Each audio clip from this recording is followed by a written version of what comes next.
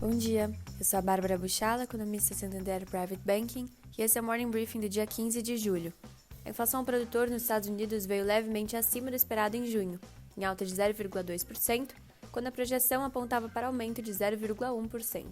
Houve aceleração no acumulado em 12 meses até junho, de 2,4% para 2,6%. O resultado de maio também foi revisado para cima. Apesar da queda dos preços de energia no mês, o avanço nas margens praticadas entre atacadistas e varejistas, em especial nos setores de máquinas e veículos, puxou a inflação de junho.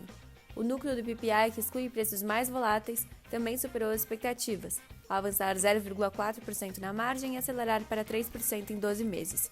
Minimizando a surpresa altista do PPI, os componentes da inflação ao produtor, que têm maior correlação com o índice de preços de gastos com consumo, o PCI, medida de inflação preferida pelo Fed, vieram em linha.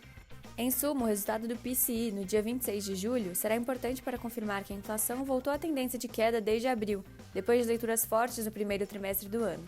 Caso confirmada a desinflação, o Fed pode iniciar seu ciclo de flexibilização monetária no final deste trimestre.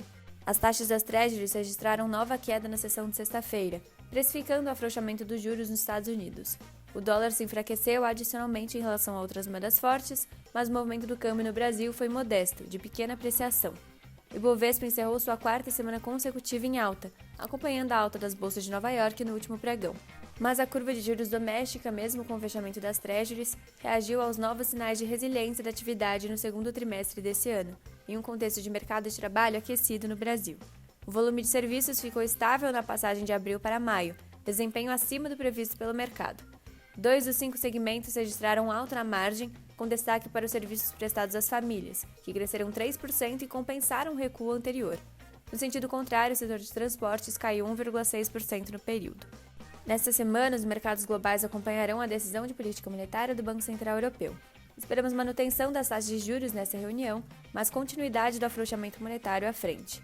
Divulgada mais cedo, a produção industrial na zona do euro caiu 0,6% em maio ante abril, apesar de acima do esperado pelo mercado, sinalizando uma indústria ainda fraca em meio aos juros restritivos.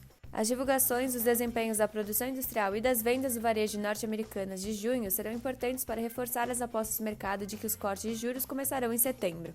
O atentado contra o ex-presidente e candidato às eleições dos Estados Unidos, Donald Trump, ocorrido no fim de semana, pode deixar os mercados sensíveis. Falas do presidente do Fed, Jerome Powell, serão acompanhadas também. Na China, o PIB cresceu 4,7% no segundo trimestre em relação ao mesmo período de 2023, abaixo da expectativa de crescimento de 5,1%.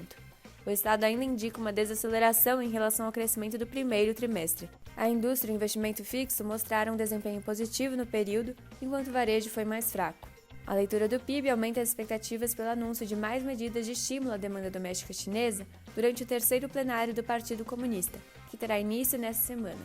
No Brasil, em semana esvaziada, o destaque é a divulgação do IBCBR hoje, considerado o PIB mensal do Banco Central, referente a maio. Se você quiser mais detalhes desse e de outros assuntos, acesse o Morning Briefing. Por hoje é só, nos vemos amanhã.